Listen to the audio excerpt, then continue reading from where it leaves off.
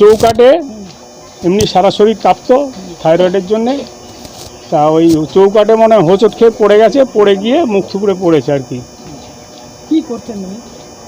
উনি তো পেতো, পেনশন পেতো, ওনার স্বামী চাকরি করতো রেলে, সামান্য পেনশন পায়। ছেলে? ছেলে তো অথর্ব, হ্যান্ডিক্যাপ 100%, চোখে দেখতে পায় না, মেন্টালও খারাপ হয়ে গেছে। কি করে তাহলে মারা গেল কি করে? তাহলে ওরকম পড়ে গিয়ে মনে হচ্ছে? আমার মনে হচ্ছে পড়ে গিয়ে।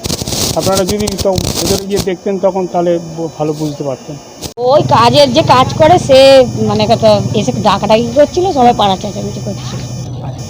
পাড়া যে কাজ যে ওদের বাড়িতেই কাজ হ্যাঁ করে? ওনারা কতদিন ধরে এখানে আছে?